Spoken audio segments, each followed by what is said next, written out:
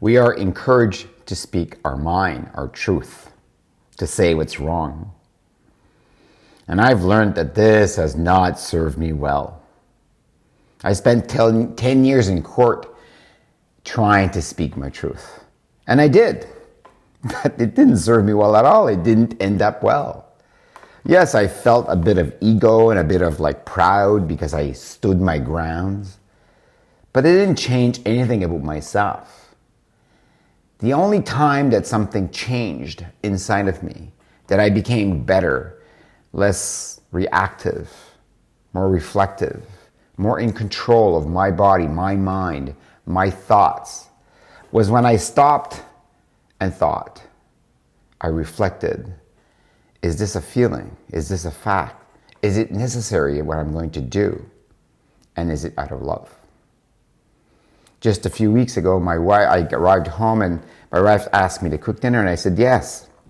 And as I'm cooking dinner, the fan is going, the pan is going, and she's talking to me and asking me more things. I can hardly breathe. I want to tell her that, can't you see that I'm busy? I can't do two things at once. But I stop.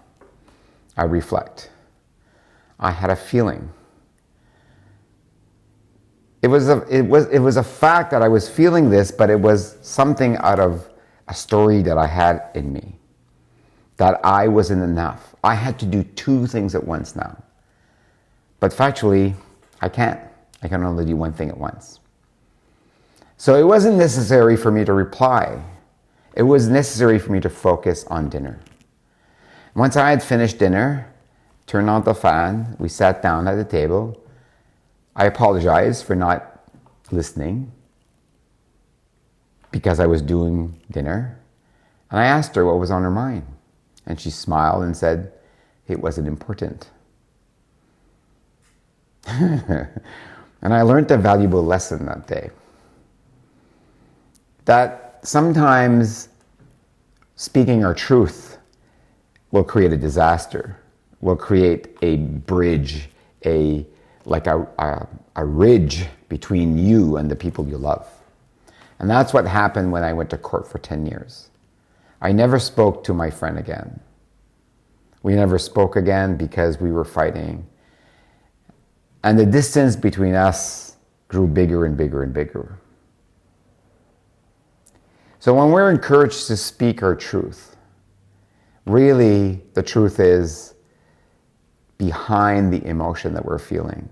The truth is behind how it makes us feel. The truth is, how do we love ourselves enough and respect enough to say, is this necessary? And this is from a place of love. Are we doing and saying what we're doing from a place that we can actually grow?